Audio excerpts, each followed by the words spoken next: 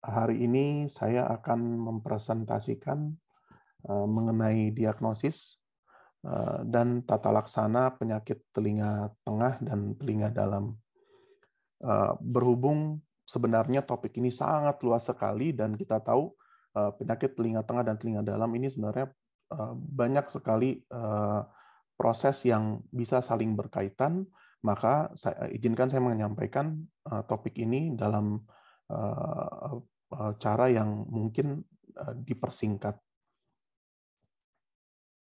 Pertama-tama jelas kita harus mengetahui mengenai anatomi dan fisiologis telinga tengah dan dalam terlebih dahulu.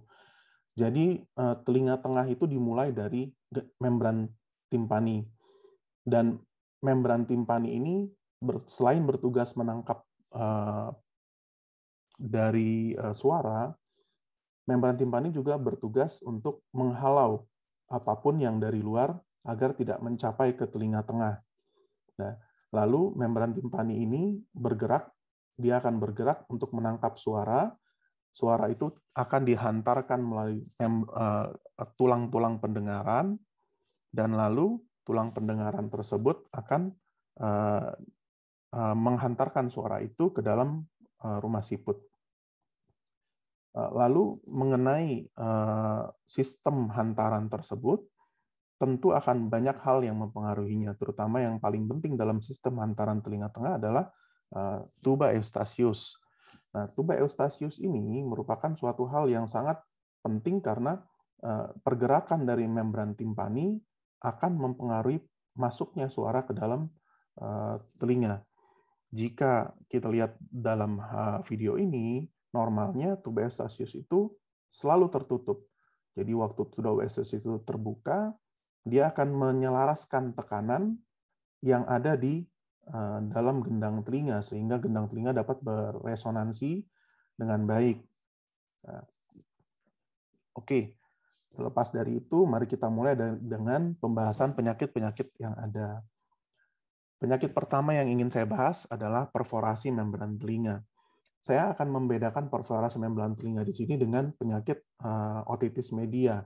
Di sini saya mendefinisikan adalah penyakit yang spesifik kerobekan membran timpani aja. Nah, etiologinya tentu bermacam-macam. Otitis media pun juga salah satu yang bisa menyebabkan perforasi atau robekan dari gendang telinga. Nah, namun yang dalam hal perforasi membran telinga murni tersering disebabkan oleh trauma. Trauma yang tersering adalah trauma tamparan, trauma cotton bud, atau bisa juga blast injury, ledakan bom misalnya, atau tidak jarang juga bisa terjadi kerusakan akibat kemasukan serangga. Selain itu, ada juga bisa juga terjadi atelektasis membran telinga yang dapat menyebabkan perforasi membran telinga. Nanti kita akan membahas dua hal ini di belakang. Gejalanya tentu harus ada riwayat kejadiannya jika kita berurusan dengan trauma. Nyeri telinga, suatu gejala yang cukup sering terjadi. Lalu perdarahan telinga dapat terjadi pada perforasi membran timpani yang baru. Lalu dapat terjadi juga otore. Otore terjadi jika terjadi infeksi ke dalamnya. Pemeriksaannya cukup mudah dengan otoskopi. Kita juga dapat melakukan pemeriksaan endoskopi telinga, namun jika membandingkan endoskopi telinga adalah pemeriksaan dengan menggunakan video. Sangat tergantung dengan kualitas video, sedangkan kita sudah diberikan indera panca indera yang sangat baik, yaitu mata kita, yaitu sebuah kamera yang berresolusi 576 megapiksel mata kita. Jadi otoskopi adalah pemeriksaan terbaik untuk pemeriksaan gendang telinga. Gimana manajemen penyakit perforasi membran telinga? Pertama-tama, jika terjadi perforasi membran telinga yang baru, seringnya hampir selalu badan kita akan berusaha memperbaiki membran telinga itu sendiri.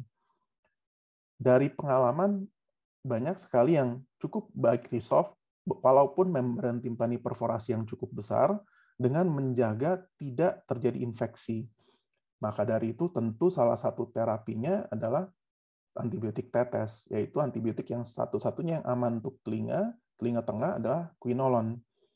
Antibiotik sistemik jarang diberikan, tapi bisa saja jika terjadi infeksi yang lebih jauh, dan analgetik diberikan sesuai dengan keluhan. Operatif dapat dilakukan paper patch terapi, ini dilakukan dalam setting klinik poli-THT jika poli-THT tersebut mempunyai fasilitas. Lalu dapat dilakukan fat miringoplasti. Ini adalah suatu setting yang bisa juga sebenarnya dilakukan di office atau di poliklinik THT, tapi lebih baik lagi jika dilakukan di meja operasi. Dan yang terakhir adalah timpanoplasti. Yang timpanoplasti merupakan tipe 1 yang memperbaiki membran timpaninya jika tidak dapat didapatkan hasil yang cukup baik dari medikamentosa. Penyakit selanjutnya adalah penyakit yang sangat sering kita dapatkan di sehari-hari, yaitu penyakit otitis media akut. Otitis media akut ini merupakan inflamasi dari telinga tengah yang baru, yang akut, yang kuat. Penyebab terseringnya adalah bakteri, terutama bakteri Streptococcus pneumoniae. Ini adalah bakteri yang paling sering didapatkan. Kalau kita perhatikan, sebenarnya bakteri ini adalah bakteri saluran nafas, bakteri infeksi saluran nafas yang sangat umum terjadi. Gejala yang tersering adalah nyeri telinga, dan penting juga kita tahu, nyeri telinganya harus ada, sebagian besar harus ada gejala influenza, atau sekarang tenarnya jadi influenza-like symptoms, atau ILI. Gejala lain adalah tuli konduktif, namun gejala ini sulit dinilai karena kebanyakan yang terkena otitis media akut adalah anak-anak. Gejala lain bisa terjadi otore jika sudah terjadi perforasi, dan abses di belakang telinga biasa terjadi pada kasus otitis media akut yang akut koalesen. Lalu, gimana cara diagnosisnya? Diagnosis paling mudah memang dengan otoskopi atau endoskopi telinga. Kadang-kadang jika terjadi perforasi bisa disuction dulu atau disedot dulu cairan dari liang telinga. Kita harus memastikan dan mendiagnosis, harus melihat di mana posisi robekannya atau perforasinya jika terjadi perforasi. Ini adalah contoh-contoh, beberapa contoh dari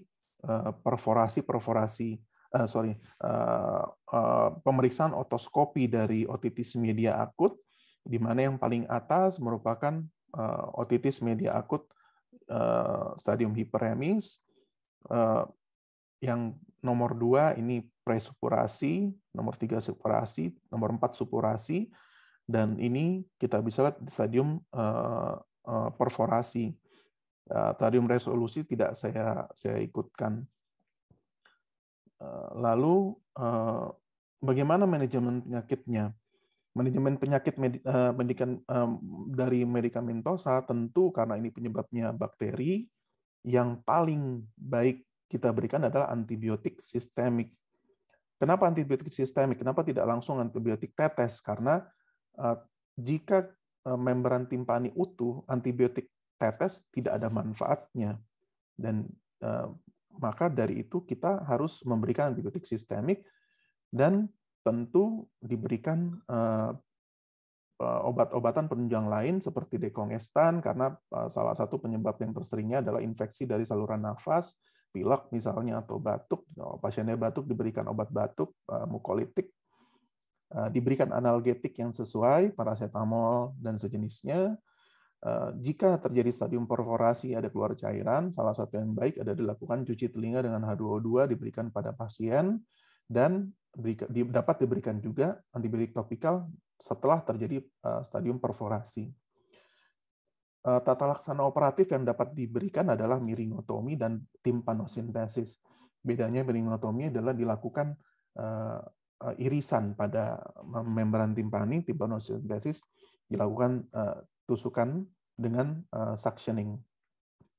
Dapat juga diberikan pipa ventilasi Grommet pada kasus otitis media akut yang recurrent.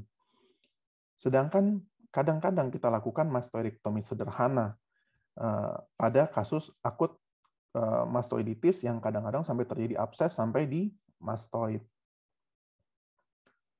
Penyakit kedua adalah penyakit ketiga adalah penyakit otitis media supuratif kronik. Penyakit ini saya pisahkan dulu dari penyakit yang otitis media supuratif kronik tipe bahaya. Yang saya akan bahas pertama-tama adalah otitis media supuratif kronik yang tipe aman.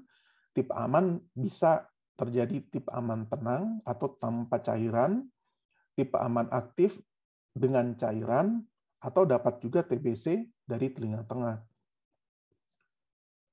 Secara definisi terjadi peradangan atau inflamasi lama di telinga tengah dengan perforasi membran telinga. Itu membedakan otitis media supuratif kronik dengan akut. Sudah pasti ada perforasi membran timpani. Etiologi tersering adalah otitis media akut yang tidak resolve. Bisa juga karena ada infeksi dari Pseudomonas aeruginosa. Dapat juga terjadi awalnya diakibatkan karena trauma, namun tidak resolve, akhirnya menjadi otitis media. Tuberkulosis dari telinga tengah dapat terjadi. Salah satu ciri khas dari tuberkulosis telinga tengah adalah membran timpani yang perforasi multiple. Jadi salah satu ciri khas dari tuberkulosis telinga tengah. Gejala sebenarnya otitis media supuratif kronik ini jarang nyeri. Dia hanya akan nyeri jika terjadi infeksi. Dan ini pun sebabnya kenapa kebanyakan dari pasien tidak peduli dengan penyakitnya karena jarang nyeri. Tuli konduktif juga terjadi sampai terjadi tuli campur. Tuli campur kenapa terjadi? Karena jika terjadi kerusakan dari telinga dalam, bisa juga terjadi tuli campur, atau bahkan sensori neural kadang-kadang terjadi pada pemberian obat-obatan yang ototoksik ke dalam telinga tengah. Diagnostiknya dengan otoskopi dan endoskopi telinga, dapat juga dilakukan X-ray mastoid, Schüller atau Stanford, dan untuk pemeriksaan pencitraan yang sebenarnya lebih baik adalah CT scan mastoid high resolution CT tanpa kontras. Manajemen penyakitnya tergantung masalahnya. Pada dasarnya semua jenis otitis media supuratif kronik baiknya dilakukan penambalan gendang telinga. Ini yang paling baik. Namun tentu kita akan mengkondisikan tergantung kondisi pasiennya. Kadang-kadang misalnya pasiennya sudah tua, jarang infeksi, tidak pernah ada keluar cairan, ya tentu kita tidak akan mendesak untuk operasi. Tapi jika ditanyakan apakah indikasi, tentu seseorang baiknya mempunyai gendang telinga yang utuh dibanding gendang telinga yang berlubang. Karena gendang telinga yang berlubang dapat memberikan infeksi ke dalam telinga tengah. Jika terjadi infeksi, dapat diberikan utamanya adalah antibiotik topikal. Jarang diberikan antibiotik sistemik, walaupun bisa. Lalu, antibiotik sistemik juga dapat diberikan pada masalah tuberkulosa. H2O2 juga dapat diberikan, dan salah satu yang cukup baik efektifnya. Mastoidektomi dilakukan jika jelas ada mastoiditis pada telinga.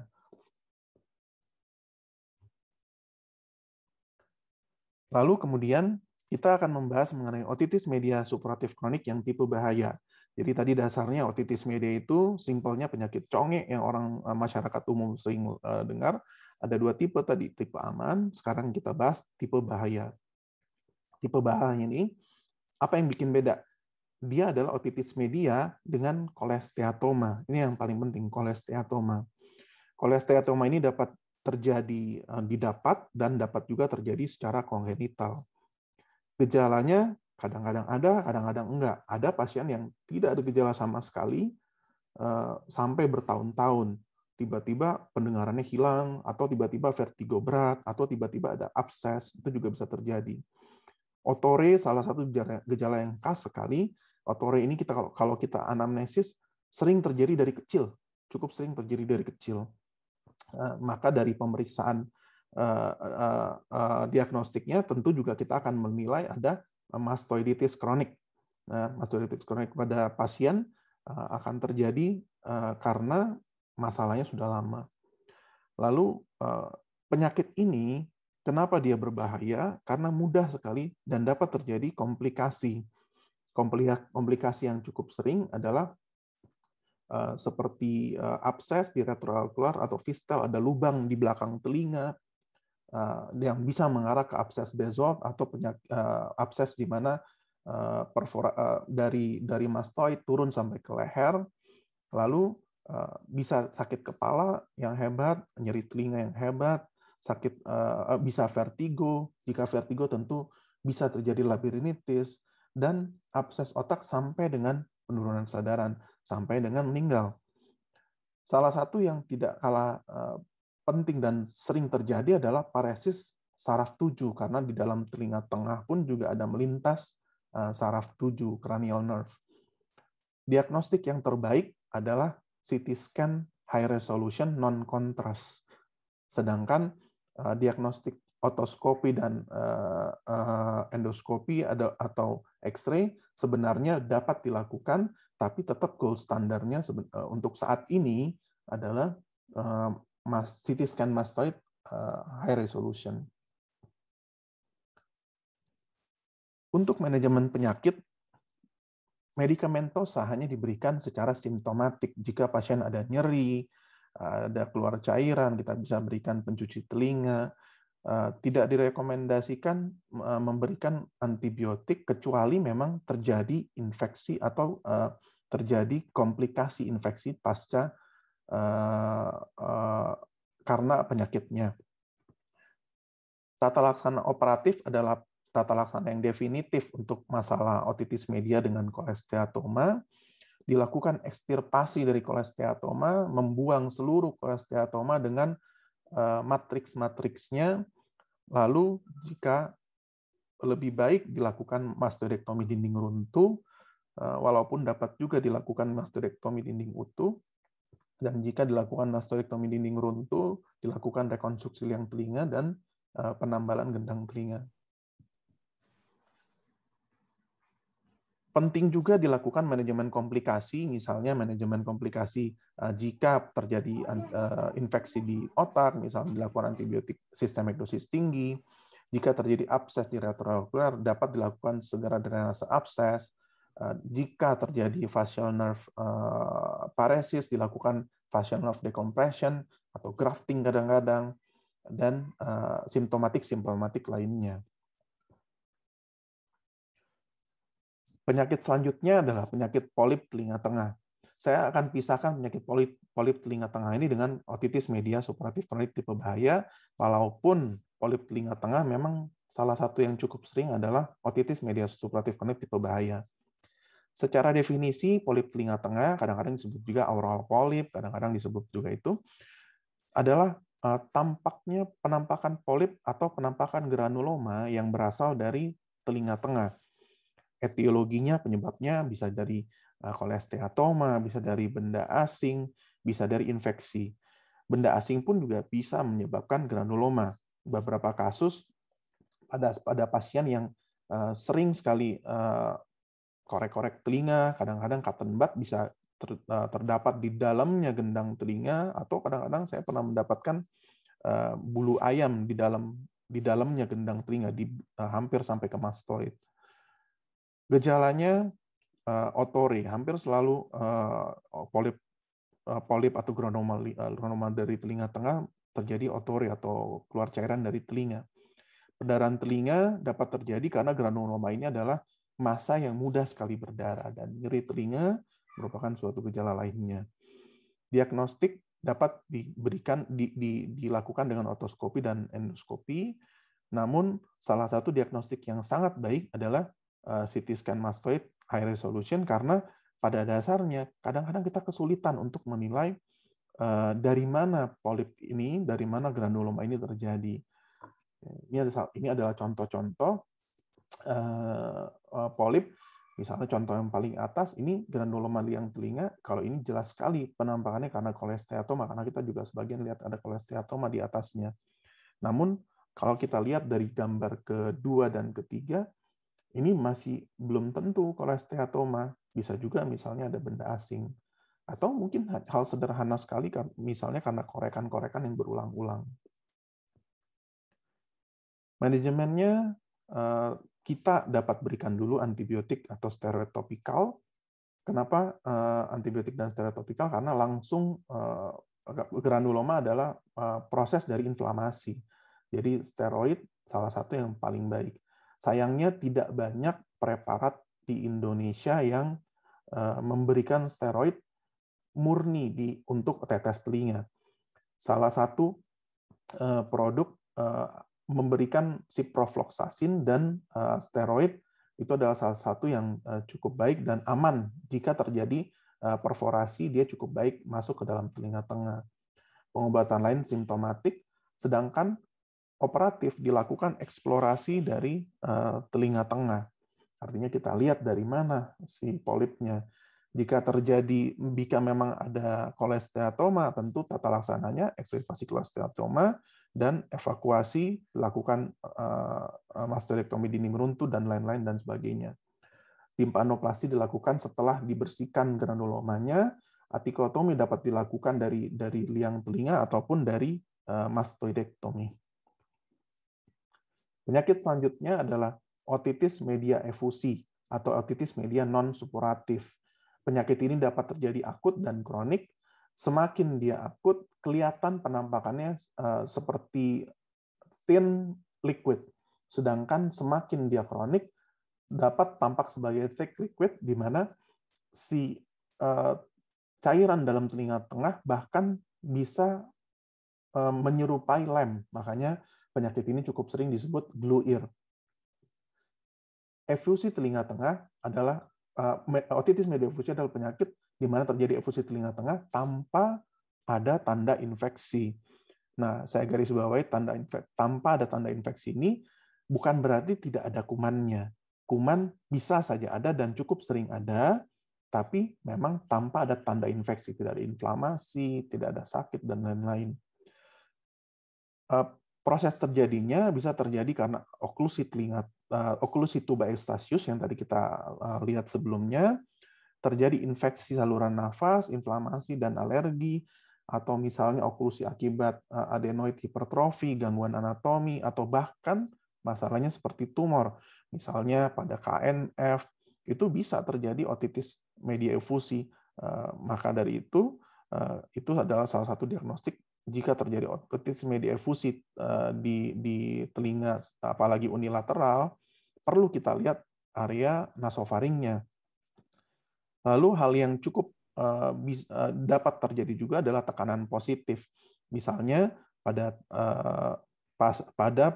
kejadian di mana terjadi barotrauma, di mana tekanan kuat ke dalam telinga tengah, atau seseorang yang hal sederhana buang ingus paksa keras sekali, sedangkan hidungnya mampet, sedangkan di dalam nasofaring ada banyak sekret. Gejala dapat terjadi tuli konduktif, rasa tertekan di dalam telinga, tuli nada rendah, atau tinnitus nada rendah, yang sering dideskripsikan oleh pasien merupakan suatu dengung. Diagnostiknya cukup dengan otoskopi dan kalau perlu endoskopi telinga. Bagaimana manajemennya? Gimana tata laksananya? Mohon izin Dr. Asadi 5 menit lagi. Terima kasih Dr. Putri Anugrah. Jadi bagaimana tata laksananya? Tata laksananya utamanya dari kausatifnya sebenarnya. Kalau kita ngomong manajemennya, manajemen terbaik adalah kausatifnya. Jika kita lihat masalah utamanya pilek berat, jelas kita berikan dekongestan. Jika masalahnya alergi berulang, kita berikan antihistamin. Jika masalahnya ada inflamasi di nasofaring, kita berikan antiinflamasi. Antibiotik sistemik dan yang salah satu yang recommended adalah amoxicillin clavulanat, sama dengan antibiotik sistemik yang direkomendasi untuk otitis media akut. Walaupun tidak terjadi infeksi, salah satu terapi yang cukup baik adalah antibiotik sistemik, amoxicillin clavulanat, walaupun pengobatan ini masih kontroversi. Namun cukup baik, cukup banyak menghasilkan hasil yang baik untuk otitis media dengan efusi. Terapi operatif dilakukan dengan miringotomi.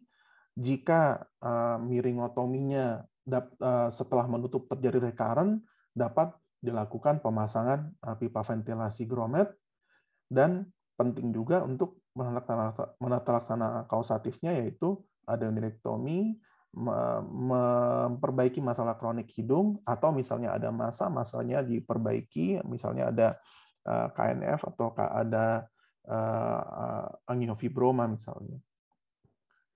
Penyakit selanjutnya kita beranjak ke otosklerosis. Otosklerosis ini adalah penyakit di mana perubahan abnormal dari kaku tulang pendengaran. Walaupun membran gendang telinga kita bagus, namun jika kaki dari tulang pendengaran ini tidak bergerak dengan bebas, tentu pendengaran akan menurun. Gejala khasnya adalah tuli konduktif. Kejadiannya karena apa? Sampai saat ini belum jelas diketahui. Umumnya terjadi pada dewasa tua. Untuk diagnostik paling tepatnya sebenarnya surgical table diagnostik, di mana kita buka, kita singkap membran timpani dan kita gerakkan si osikelnya atau tulang-tulang pendengarannya.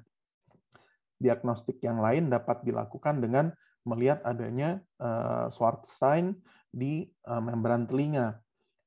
Jarang kelihatan, kadang-kadang bisa kelihatan, tergantung pengalaman juga. Para penala tentu akan didapatkan kas tuli konduktif rini negatif dengan lateralisasi ke letak lesi. Sedangkan jika dilakukan audiometri, penting untuk dilakukan masking agar kita mengetahui apakah benar tuli konduktif atau tidak. Timpanometri dilakukan dapat dilihat gelombang AS atau shallow wave, lalu CT scan mastoid seringnya didapatkan osikel normal dan sulit banget melihat dari CT scan. Manajemen preoperatif adalah stapedektomi, di mana kita lepas stapesnya dan kita ganti dengan piston stapes. Penyakit yang selanjutnya yang berhubungan dengan perforasi membran timpani tadi adalah 2 menit penyakit. lagi, Dr. Ashadi, mohon izin. Ya, makasih Dr. Nugra. Penyakit atelektasis telinga tengah, simpelnya ini terjadi retraksi di telinga tengah yang lama sekali dan progresif. Ini utamanya terjadi karena gangguan fungsi tuba Eustachius. Mungkin awalnya karena ada efusi, tapi lama-kelamaan dia retraksi, membran timpani nempel ke promontorium dan akhirnya menyebabkan masalah yang lebih serius dan akan menyebabkan kadang-kadang terjadi kolesteatoma. Gejalanya tuli konduktif, tinnitus nada rendah, diagnostik terbaik dengan otoskopi, namun jika terjadi perforasi atau retraksi berat, CT scan adalah gold standard. Manajemen penyakitnya, jika masih stadium awal dapat diberikan kausatif, namun jika terjadi retraksi di mana membran timpani sudah menempel dengan promontorium atau dinding medial dari telinga tengah, dapat dilakukan pipa ventilasi hingga timpanoplasti. Penyakit selanjutnya adalah middle ear tumor, di mana terjadi massa di telinga tengah, bisa terjadi benign, bisa terjadi malignant. Yang salah satu yang cukup sering tumor telinga tengah adalah glomus tympanicum, di mana terjadi tinnitus nada rendah dan tinnitusnya itu adalah pulsatif. Diagnostiknya tentu yang terbaik adalah CT scan mastoid dengan kontras. Walaupun begitu, kita juga bisa melihat dari otoskopi, kadang-kadang kita bisa membedakan apakah massa ini massa yang mencurigai merupakan suatu tumor yang ganas atau jinak, cukup sering kita bisa menilai. Lalu manajemen penyakitnya tergantung masalahnya, mulai dari eksisi tumor, eksisi luas, kadang-kadang kita lakukan temporal bone resection, jika ganas dapat ditujukan kemoterapi dan radioterapi tergantung masalahnya. Paresis nefrus 7 perifer, ini adalah sebenarnya masalah di telinga tengah yang paling sering. Etiologinya dapat terjadi viral, yang kemudian dikenal sebagai Bell's palsy, bisa juga terjadi karena masalah otitis eksterna malignant, lalu bisa terjadi karena kolesteatoma. Di bidang THT yang cukup sering adalah kolesteatoma. Gejalanya jelas ada muka mencong, mata tidak dapat menutup, drooling, gangguan lakrimasi. Apa yang bisa bikin beda dengan paresis nervus 7 sentral di area dahinya? Pada sentral biasanya area dahi tidak terjadi paresis dan mata juga dapat menutup dengan baik. Pemeriksaan diagnosis dilakukan pemeriksaan 10 otot wajah. Kita menggunakan House and Brackman scale untuk mempermudahnya. Dilakukan pemeriksaan gustometri untuk menilai di mana letak lesi dari paresisnya, Schirmer test untuk menilai di mana letak lesi, dan refleks stapedius juga begitu. Manajemen penyakit, kortikosteroid adalah terapi utama yang diberikan di tahap awal, diberikan dosis 1 mg per kilogram berat badan, dan terapi kausatif seperti antivirus, walaupun ini masih kontroversi. Fisioterapi juga salah satu yang sangat penting, latihan otot wajah atau mirror exercise, dan jika tidak perbaikan, dapat dipertimbangkan untuk dekompresi nervus 7 perifer, dan jika memang ditemukan ada kerusakan secara langsung dari nervus 7, dapat dilakukan fascial grafting hingga reanimasi dengan bedah plastik. Penyakit selanjutnya ada hearing loss. Saya akan gabungkan seluruh hearing loss dengan dasarnya adalah hearing loss itu dapat terjadi secara konduktif, sensorineural, mix, dan bisa juga sensorineural yang terjadi secara alami, yaitu presbikusis degeneratif. Gejalanya adalah gejala pendengaran menurun secara progresif atau mendadak. Keluhan kadang-kadang terjadi denging, dengung, atau kita sebut dengan tinnitus.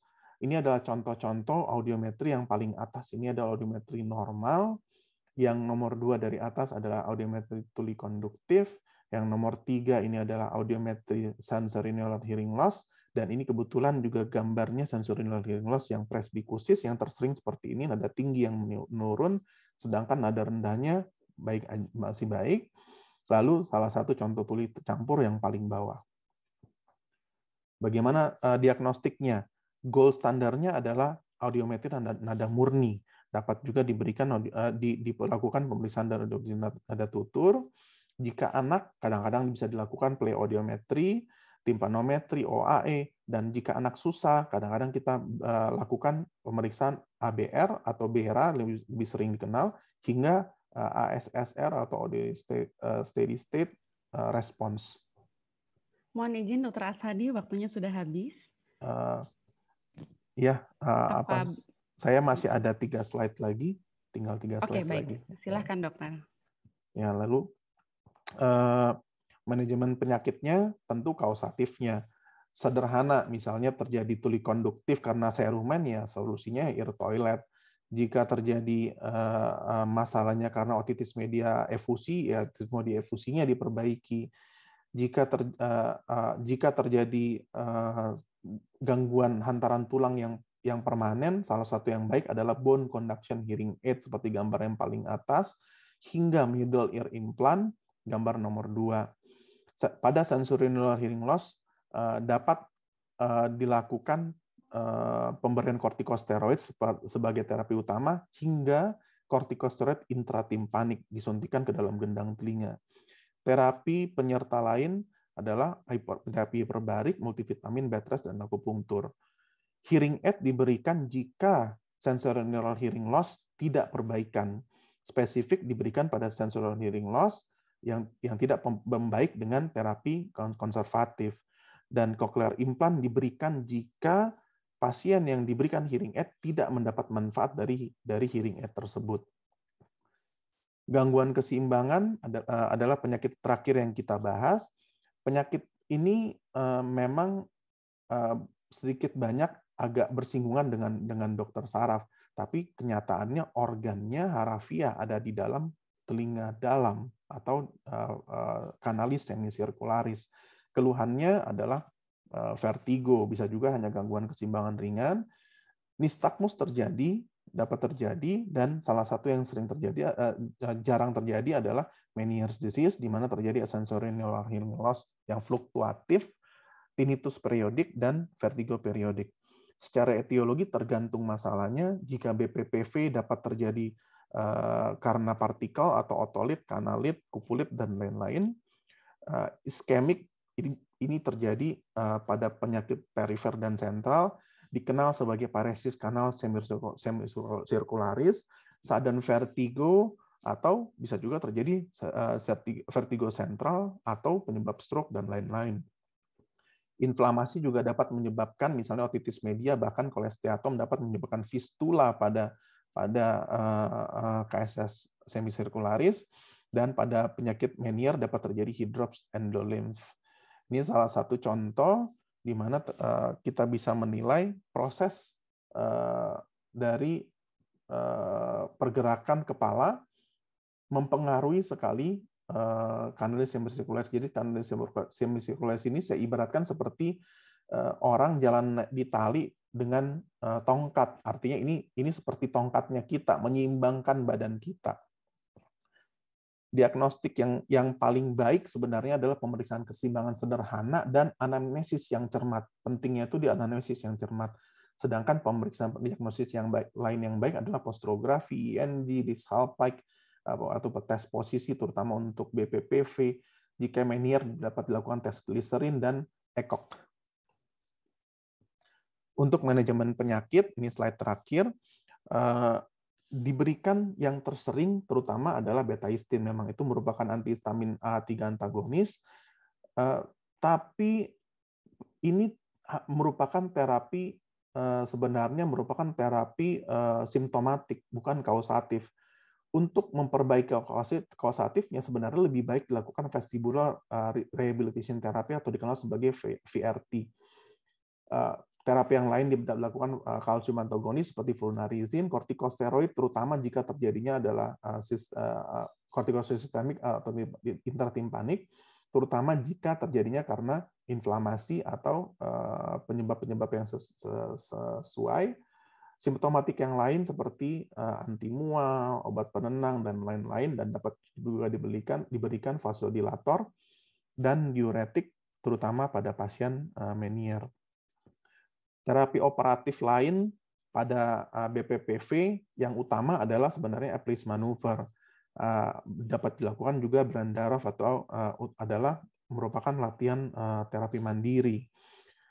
Jika tidak perbaikan sama sekali vertigo cukup berat, kadang-kadang dilakukan injeksi ototoksoid, jadi dirusak justru kanalis semisirkularisnya dengan injeksi gentamisin hingga dekompresi hingga labirintektomi atau neurektomi pada KSS semisirkularis lateral, dan dekompresi sakus endolimfatikus dilakukan kadang-kadang pada pasien Meniere. Terima kasih. Saya tutup presentasi saya. Assalamualaikum warahmatullahi wabarakatuh.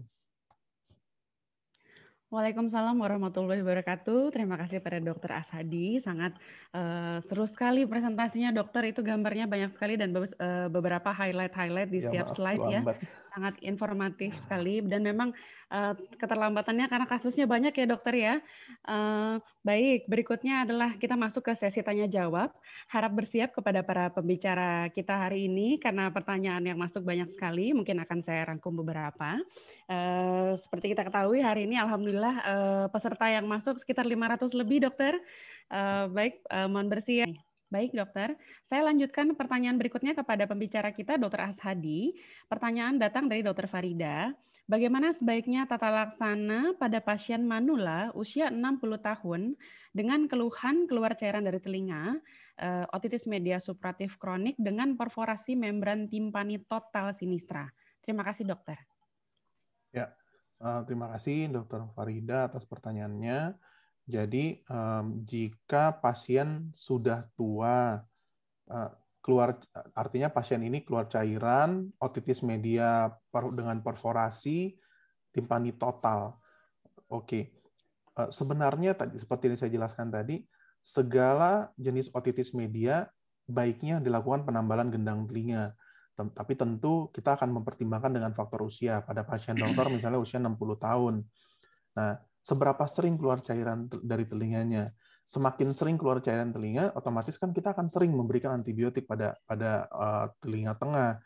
Dan salah satu masalah yang cukup sering terjadi karena pemberian antibiotik berulang pada liang telinga adalah jamur pada telinga. Karena basicnya di kulit kita terdapat flora normal, keseimbangan antara jamur dan bakteri. Ini pun juga terjadi di liang telinga. Jika pada pasien ini infeksi, keluar cairan, lalu diberikan antibiotik.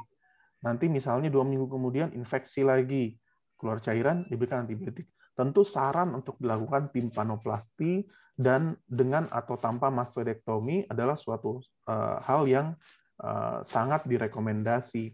Beda dengan kasus misalnya usia yang sama, 60 tahun misalnya, tapi pasiennya lubang di gendang telinga, berapapun besarnya lubangnya, tapi dia tidak pernah keluar cairan misalnya. Dengan mempertimbangkan usia, ya tentu kita akan menyerahkan secara penuh kepada pasiennya apakah mau dioperasi atau tidak. Tapi kalau untuk masalah apakah indikasi atau tidak indikasi, semua jenis perforasi membran timpani sebenarnya sudah indikasi untuk dilakukan timpanoplasti. Gitu, dokter. Terima kasih. Berikutnya pertanyaan terakhir, dokter, karena waktu jua yang mungkin memisahkan kita. Pertanyaan terakhir ditujukan pada Dr. Ashadi. Pertanyaan datang dari Dansa MD atau Dr. Sariwating. Izin bertanya kepada Dr. Ashadi yang sedang presentasi, hearing loss menahun yang diderita oleh karyawan yang sehari-hari bekerja di tempat bising, apakah masih bisa dapat normal kembali apabila karyawannya tidak bekerja lagi di tempat yang bising atau setelah pensiun? Terima kasih, dokter. Silakan, dokter. Baik, terima kasih atas pertanyaannya, dokter. Jadi, jika seseorang terjadi kerusakan pendengaran sensorineural akibat bising, yang terjadi adalah pajanan kronik, pajanan lama, di mana pajanan terjadi di frekuensi nada tertentu yang tersering memang sekitar 4.000 desibel, 4.000 hertz, di mana kerusakannya terjadi, pajanannya terjadi berulang. Setiap hari selama sekian lama terjadi pada orang tersebut. Tuli saraf yang terjadi biasanya permanen. Dan apakah bisa perbaikan setelah orangnya atau karyawannya misalnya tidak terpajan lagi? Sayangnya tidak, karena masalah ini masalah yang kronik, masalah yang berulang-ulang terus. Kerusakan bisa terjadi secara permanen.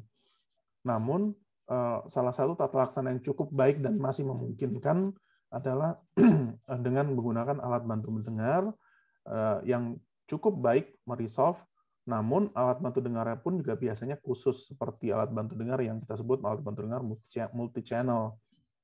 Itu. Demikian, dokter.